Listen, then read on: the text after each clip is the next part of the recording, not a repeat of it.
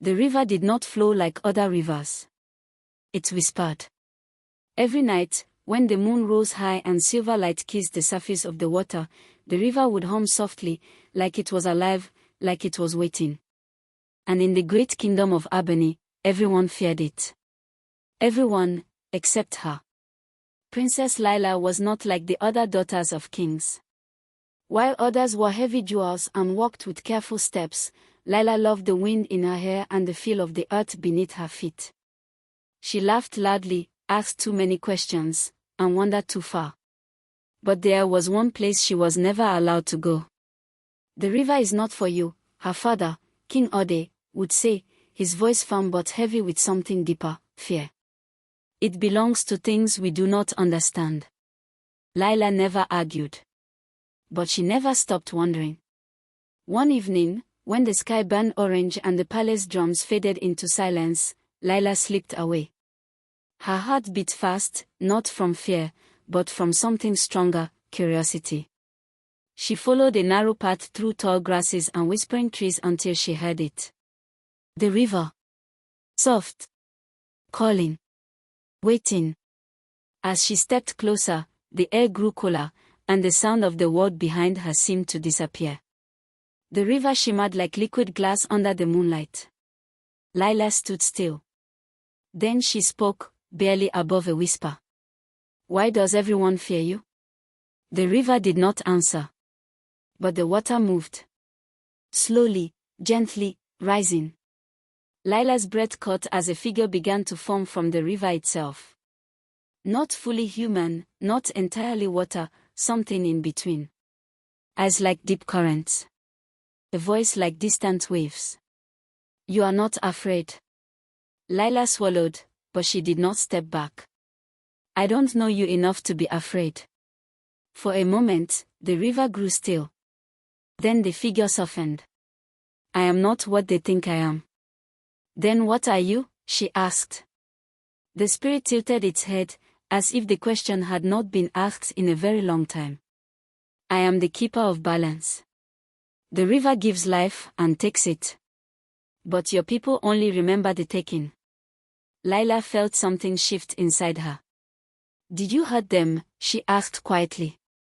I protected what was mine, the spirit replied. Long ago, your people tried to control the river, to chain it. They broke the balance. And the river answered. Lila looked down at the flowing water, her reflection trembling. They think you are a monster. And what do you think? The spirit asked. Lila hesitated. Then she said softly, I think you are lonely. The river stilled completely. For the first time, the spirit looked uncertain. From that night on, Lila returned. Again and again. She sat by the river and spoke of the palace, of her childhood, of the world beyond the forest. And the spirit listened. Sometimes it spoke. Sometimes it only watched. But slowly, something began to change. The river no longer whispered with sorrow. It began to sing. But peace does not last forever. One morning, the kingdom woke to panic. The river had risen. Fields were flooded. Homes near the banks were swallowed. The people cried out in fear. The spirit is angry, they shouted. It has come to destroy us.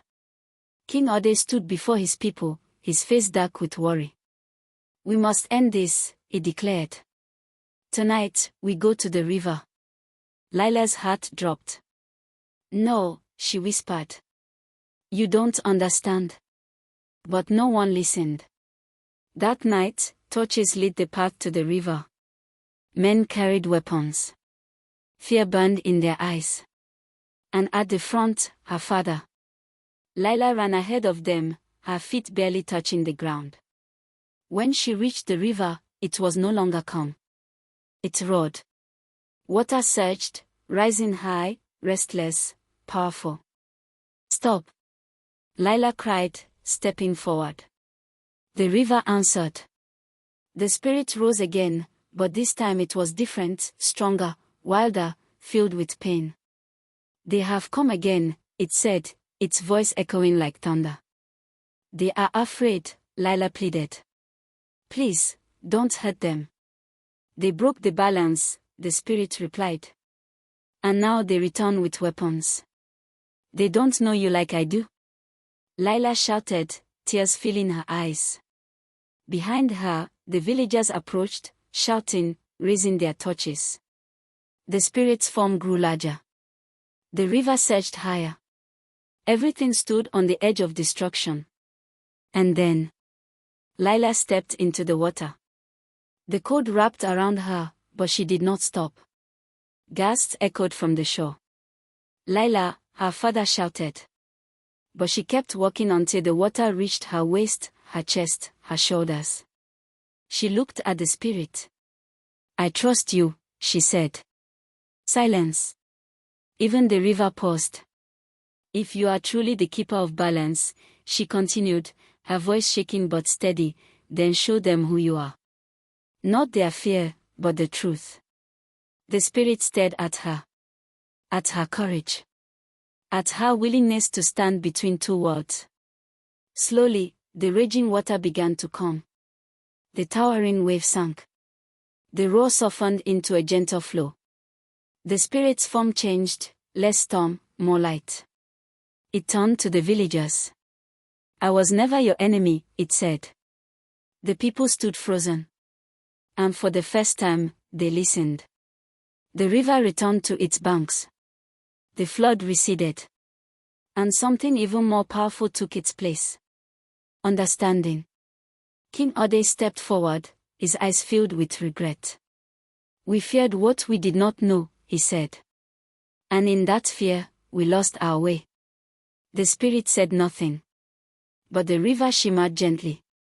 Lila stepped back onto the shore, weak but smiling. The balance had been restored.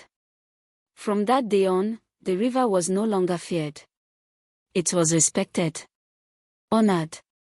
And every year, under the full moon, the people gathered by its banks, not with weapons, but with songs. And sometimes, if you listened closely, you could still hear the river whisper. But now, it sounded like peace. Please like, comment, share and subscribe for more interesting stories.